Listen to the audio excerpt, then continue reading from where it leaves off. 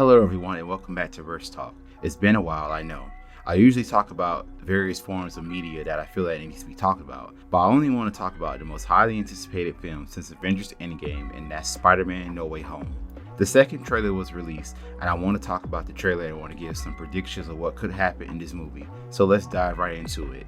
One thing I like about this film already is that the movie will pick up where the last film left off. Peter is swinging for his life, trying to wrap his head around what just happened. Dr.Strange tells Peter that since he botched the spell, they now have visitors from every universe. We see glimpses from other villains from Spider-Man movies, like Doc Ock and the Green Goblin. Once Doc Ock has Peter pinned down, he states that he's not Peter Parker. Later, we see that either Peter subdues Doc Ock or Dr. Strange helps Peter subdue him and placing him in a magical prison.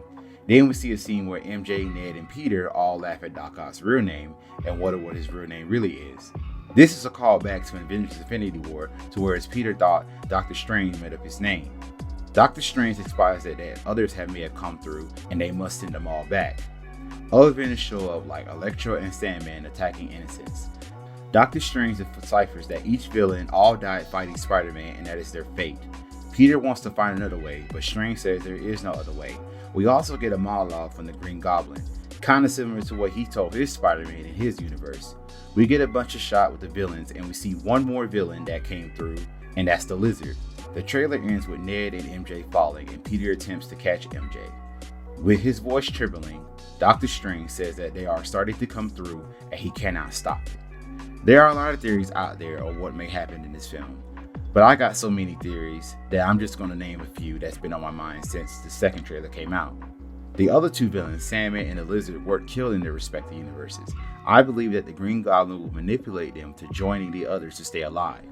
When Doctor Strange said that it was their fate to die, it's kind of like a callback to the Doctor Strange focused episode of What If. In that universe, Doctor Strange lost the love of his life, Christine, instead of his hands, and tried to use everything he can to bring her back, but the Ancient One says that Christine dying represents an absolute point in time. This actually demonstrates that moments in time that no matter what is done, the outcome is unable to change. This could be the case for the villains that find out that they died. Maybe were pulled from their universes before they died. There might be a number of deaths in this movie, major characters that could die before their final confrontation, like either Happy or Aunt May. For what we had seen in this trailer, it's a high possibility.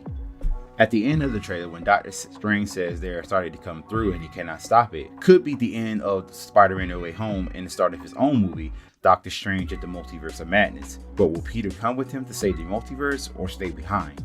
Last and not least, I don't think that Tobey Maguire and Andrew Garfield will be in this movie because it's too obvious and it is what the fans want to see ever since this movie was announced.